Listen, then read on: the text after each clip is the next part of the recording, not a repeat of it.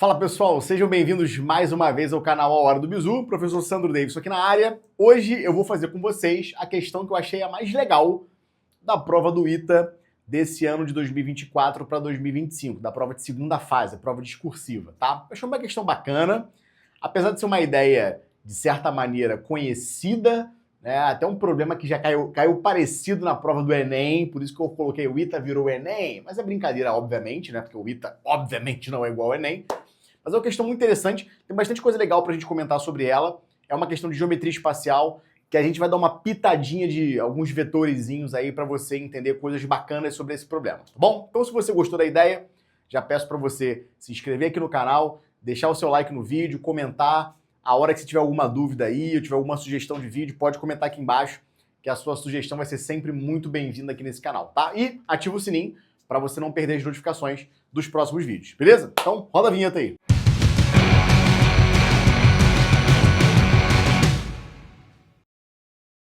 Gente, o enunciado vai aparecer na tela para você agora. Basicamente, o problema pede para você calcular a área da projeção ortogonal de um cubo de aresta 2 sobre um plano que é perpendicular a uma das diagonais do cubo, tá? O enunciado é bastante simples, a ideia do problema é bastante simples, mas a gente vai ver que tem bastante coisa legal para comentar sobre esse problema, tá bom? Então vamos começar a fazer um desenho, né? Eu, como sempre, vou fazer o meu desenhozinho à mão livre aqui. Não vai ficar um desenho muito maravilhoso, mas tá bom, dá para pensar. Vou desenhar o meu cubinho aqui. Então desenho a primeira face aqui da frente. Vou desenhar as faces lá em cima.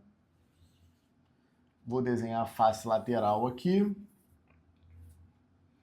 Vamos baixar aqui a arestinha lá de trás. Show de bola. E essa arestinha aqui do fundo, tá? Finge que isso é um cubo, tá bom? Se você quiser dar uma reforçada nas arestas que você vê, em geral eu gosto de fazer isso para o desenho ficar um pouco mais... parecer um pouco mais realista, né? Dá uma impressão de tridimensionalidade, né? Então, dá uma reforçadinha nas arestas aqui. Aqui no quadro é um pouco mais difícil de fazer, mas no papel você consegue fazer isso mole, né? Beleza.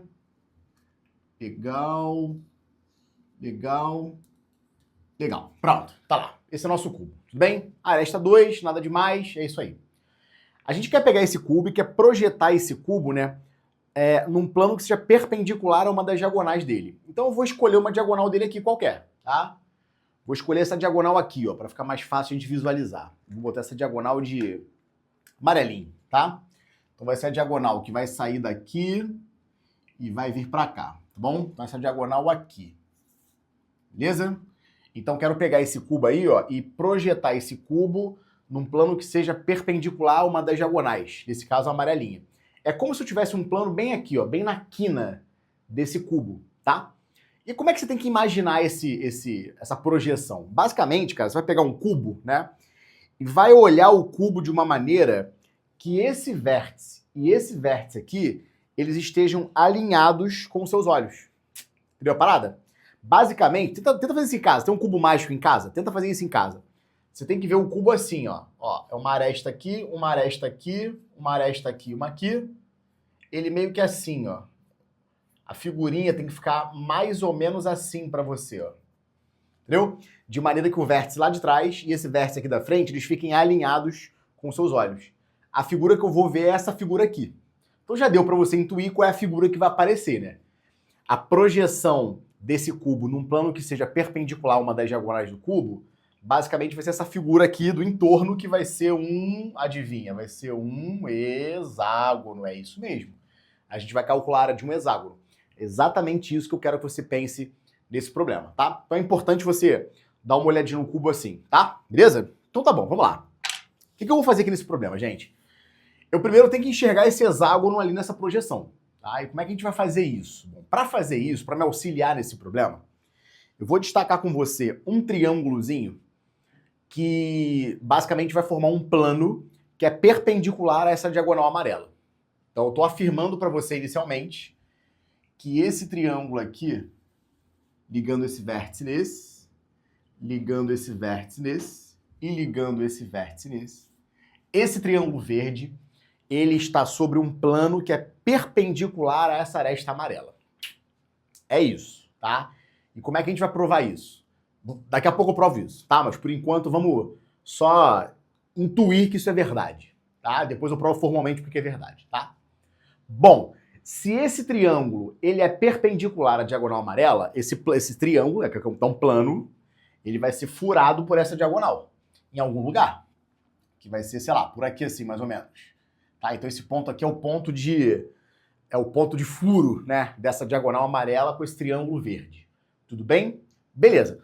Não é muito difícil perceber que ponto é esse, né? Porque, repara comigo, esse triângulo verde aqui, ele é um triângulo equilátero.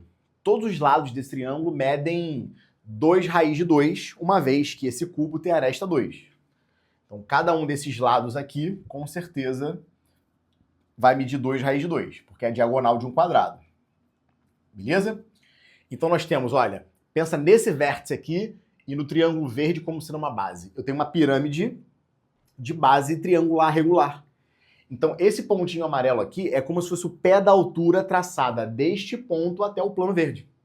Entendeu? É o pezinho da altura dessa pirâmide de base triangular regular. Perfeito? Tá? Então, se ele é o pé da altura de uma pirâmide de base triangular regular, esse ponto aqui é o nosso famoso baricentro. Tá certo? O baricentro. Beleza? Então, repara o seguinte, ó. Você consegue ver esse triângulo verde nessa figura aqui, que foi a figura que deu a nossa intuição para a nossa projeção? O triângulo verde fica bem aqui assim, ó. Ele fica bem aqui. Tá certo? Beleza? E aí, gente, na projeção, vê se você concorda comigo, olha. Esse segmento aqui, que eu vou destacar com vocês, que seria a aresta do cubo, na verdade não é a aresta do cubo na projeção. Ele é a projeção da aresta nesse plano verde. Bom, mas peraí. Se a aresta está aqui, como é que eu acho a projeção da aresta nesse plano verde? Lembra que isso é uma pirâmide, você baixou a altura. Então, para achar a projeção dessa aresta no plano verde, eu vou achar a projeção dessa aresta branca nesse plano verde aqui, ou seja, é a projeção desse segmento branco no triângulo verde. E que projeção é essa, pessoal? Nada mais é do que esse segmento aqui, ó, que vai ligar o vértice até o pé da altura. Ou seja, é um segmento que sai do vértice de um triângulo equilátero e encontra o seu baricentro. Ele é o baricentro desse triângulo verde. Então, gente, qual é a figura que eu queria muito que você prestasse atenção agora? Bom, vou fazer ela aqui fora para você enxergar. Eu queria muito que você visse, olha, um triângulo equilátero verde, cujos lados medem 2 raiz de 2, 2 raiz de 2, 2 raiz de 2. Esse pontinho aqui seria o baricentro do triângulo, e esse segmento vermelho é o segmento que nos interessa no problema. Gente, claramente, esse segmento vermelho aqui, dado que esse ponto é o baricentro do triângulo equilátero, a gente sabe que o baricentro divide a altura, que também faz papel de mediano, na razão 2:1. Ou seja, esse segmento com certeza vale 2/3 da altura do triângulo equilátero de lado 2 raiz de 2. E a gente sabe claramente que essa altura pode ser calculada como, pessoal? 2/3 de... Qual é a formulazinha da altura de um triângulo equilátero? É lado, que é 2 raiz de 2, vezes raiz de 3, tudo isso sobre 2. Perfeito? Esse raiz de 2 aqui, ó, ou melhor, o 2 você pode cortar com 2, e, portanto, esse segmento vermelho nada mais é do que 2 raiz de 6 sobre 3. Legal, Sandro. Agora, o que eu faço com isso aqui? Bom, se você calculou esse segmento vermelho e você percebeu que esse segmento vermelho é a projeção da aresta nesse plano verde, agora repara que pela simetria da figura, esse hexágono vai ser um hexágono regular. Sendo um hexágono regular, esse pontinho aqui, gente, que é esse nosso vértice aqui, ele vai ser o centro do nosso hexágono regular. Sendo o centro do nosso hexágono regular, repara que o segmento que une o centro do hexágono a qualquer um dos seus vértices forma sempre segmentos com as mesmas medidas. E todas essas medidas são iguais a quanto, gente? São iguais ao próprio lado desse hexágono regular. Então, para a gente calcular a área dessa projeção, eu vou calcular a área desse hexágono regular, cujo lado é igual à medida desse segmento vermelho que eu acabei de encontrar, que é o 2 raiz de 6 sobre 3, tá? Então, ó, vou fazer um desenho um pouco mais legal para você aqui, ó. Você podia colocar assim na prova, ó. Como é que fica a projeção? Bom, a projeção, com certeza, vai ser um hexágono regular, tá certo? Aqui está o centro do hexágono e cada um desses segmentozinhos aqui é igualzinho a esse segmento vermelho que nós acabamos de calcular. Ó, essa medida é igual a essa, que é igual a essa, que é igual a essa, a essa e a essa. Então, todos esses lados são iguais a 2 raiz de 6 sobre 3. Portanto, a área desse hexágono regular, como é que você calcula a área de um hexágono regular? Você faz basicamente 6 vezes a área de um triângulo equilátero, cujo lado é o próprio lado do hexágono. Então, se eu chamar isso aqui de L, isso aqui vai ser L, isso aqui vai ser L. Então, a área de um hexágono regular, 6 vezes a área de um triângulo equilátero, que é L ao quadrado, raiz de 3 sobre 4. Beleza? Então, ó, 6 sobre 4 é a mesma coisa que 3 sobre 2, vezes L ao quadrado. Nosso L é o 2 raiz de 6 sobre 3. 2 raiz de 6 sobre 3 ao quadrado. Tudo isso vezes raiz de 3. Bom, se a gente desenvolver essa continha aqui, ó, isso aqui vai ser 3 sobre 2 vezes 2 raiz de 6 sobre 3 ao quadrado. 2 ao quadrado é 4. Raiz de 6 ao quadrado é 6. 3 ao quadrado é 9. Tudo isso vezes raiz de 3. Agora você pode cortar bastante coisa aqui, né? Nessa conta, olha. O 3 você pode cortar com 9. Sobra um 3 aqui embaixo. Beleza? Ó, 6 sobre 2 é 3. Aí esse 3 também corta com esse 3 aqui. Conclusão, a área vai ser igual a 4 raiz de 3. Pronto. Assim, o problema, de certa maneira, ele é bastante simples, né? Uma vez que você percebeu como é que fica a figura de projeção, o cálculo da área é bastante simples, é bem fácil mesmo, tá? Mas o que é mais legal nesse problema aqui, que eu queria ressaltar com você, é o seguinte. Eu usei um fato aqui que pode não ser tão natural para muitos alunos, que é dizer que esse triângulo verde é perpendicular a essa aresta amarela. Ou seja, o plano definido pelo triângulo verde é perpendicular à aresta amarela. Eu queria te mostrar um jeito bem interessante de você provar essa afirmativa como sendo verdadeira. E o jeito que eu vou te mostrar isso é um jeito que pode parecer meio difícil para muitos alunos, mas com certeza você que está assíduo aqui no canal já está bastante acostumado a ver essas ferramentas aqui, tá? Eu vou usar um argumento vetorial. E como é que eu vou fazer isso, gente? Olha, imagina que esse cubo aqui está mergulhado num plano tridimensional.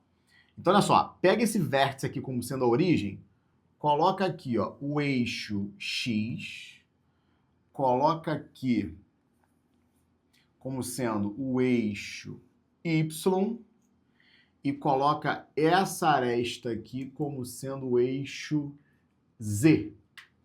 Tudo bem? Beleza? Consegue ver essa figura? Tá boa? Então lá atrás você tem os 3 eixos que vão dar direção para esse espaço euclidiano, X, Y, Z. Tá bom?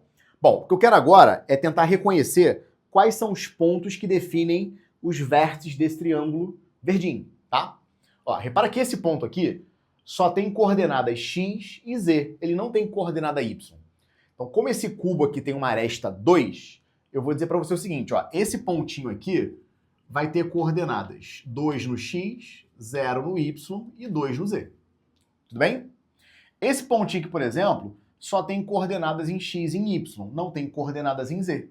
Então ele vai ser 2 em X, 2 em Y, 0 em Z. Esse pontinho, por sua vez, só tem coordenadas em Y e em Z, não tem em X. Então ele vai ser 0 em X, 2 em Y, 2 em Z. Tá bom? Agora, como é que eu vou provar que esse plano verde ele é perpendicular ao amarelo? Bom, primeiro de tudo é você perceber o seguinte, olha. Esse segmento amarelo aqui, imagina ele como sendo um vetor, tá? Como esse pontinho aqui, ele é o ponto que sai do... né, é o vértice oposto à origem nesse caso, né? Esse pontinho aqui, ó, você anda 2 no X, você anda 2 no Y, você anda 2 no Z. Então, esse vetor amarelo aqui seria o vetor 2, 2, 2. Tudo bem? Para provar que o plano verde é perpendicular a esse segmento amarelo, eu preciso provar que a direção desse plano verde tem que ser a mesma direção desse vetor amarelo. Porque o plano que vai dar direção para o plano verde tem que ser um vetor que vai dar direção para o plano verde tem que ser um vetor perpendicular ao plano.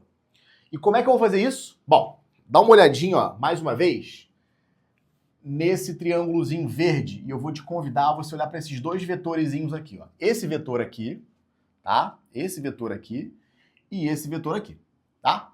Como é que você acha as coordenadas de um vetor? Basta você fazer final menos inicial. Então, esse vetor aqui, ó, 0, menos 2, tem coordenada menos 2. 2 menos 0 tem coordenada 2. 2 menos 2 tem coordenada 0. Beleza? Esse vetor aqui, mais uma vez, final menos inicial. Então, 2 menos 2, 0. 2 menos 0 dá 2. E 0 menos 2 dá menos 2. Tá? Então, esses dois vetorezinhos aí são os vetores que vão formar esse nosso plano verde. Como é que eu acho o vetor que é perpendicular simultaneamente a esses dois vetores? A gente usa o produto vetorial. Então, olha só. Como é que eu faço o produto vetorial entre esses dois vetorezinhos aí, gente? Bom, produto vetorial, basicamente, você faz resolvendo uma coisa que se parece com um determinante, né? Você bota assim, né? IJK, coloca as coordenadas de um dos vetores, menos 2, 2 e 0, e coloca as coordenadas do outro vetor, 0, 2, menos 2. E agora vamos resolver esse determinantezinho aí. Bom, quem vai ser a coordenada de I, né, da componente I desse vetor? A gente vai resolver, ó, esse determinantezinho aqui, ó. E como é que você resolve esse determinantezinho aqui, gente? Ó, diagonal principal menos diagonal secundária. Então fica menos 4 menos 0, que é menos 4, né? Menos 4i. Legal? Como é que eu acho a coordenada de J? Você tira essa linha, tira essa coluna e olha só para esse determinante aqui, ó, menos 2, 0, 0, menos 2. Como é que você resolve isso? Menos 2 vezes menos 2 dá 4. 0 vezes 0 dá 0. Então ficaria 4 menos 0, que daria 4. Mas aí no caso do J, por causa do cofator, você troca o sinal, ficaria menos 4. Menos 4J. Tá? Se você não sabe o que eu estou fazendo, vai aqui no canal e acha o vídeo talvez o mais visualizado aqui do canal que fala sobre produto escalar, produto vetorial. Dá uma olhadinha nesse vídeo para você entender o que eu estou fazendo, tá? E finalmente, quem vai ser a coordenada da componente K? Eu vou olhar para esse determinantezinho aqui, ó. Menos 2, 2, 0, 2. Então, menos 2 vezes 2, menos 4. 2 vezes 0 dá 0. Menos 4 mais 0 dá menos 4. Então, fica menos 4K. Ou seja, olha que legal. O vetor que dá a direção para o nosso plano verde tem coordenadas menos 4, menos 4, menos 4. Gente, menos 4, menos 4, menos 4, você concorda que é um vetor que é múltiplo do vetor amarelo? Pega o vetor amarelo, por exemplo, e multiplica todas as coordenadas por menos 2. Ou seja, esse cara com certeza é menos 2 vezes 2, 2, 2. Ou seja, se esse vetor é múltiplo do amarelo, eles são paralelos, portanto, têm as mesmas direções. Então, com certeza, esse vetor amarelo é perpendicular ao plano verde, porque ele tem a mesma direção do vetor diretor do plano verde. Então, está mostrado, né, cientificamente comprovado, por que esse vetor verde, esse plano verde, ele é intersectado pela diagonal do cubo de maneira perpendicular. Tá bom, gente? Beleza? Então, eu queria comentar essas coisas com vocês nesse problema aqui, te mostrar algumas ideias bacanas que surgiram na resolução desse problema. Eu não acho esse problema muito difícil, não, tá? Eu acho esse problema bastante razoável para um aluno que está estudando para as provas do ITA, tá? Mas eu achei um problema bem legal, bem interessante. Foi o primeiro problema da prova que eu fiz, eu tenho mania de fazer a prova de trás para frente. Quando eu abri na questão 10, eu achei esse problema bacana pra caramba. E tá aí a solução desse problema para você, tá bom? Então espero que você tenha aprendido alguma coisa nova aqui, que ele tenha sido né, essa solução tenha servido aí de fonte para os seus estudos, tá bom? Então é isso, galera. Se você gostou, deixa o like no vídeo, comenta aqui embaixo, se inscreve no canal, ativa o sininho. Tamo junto. Grande abraço. Valeu!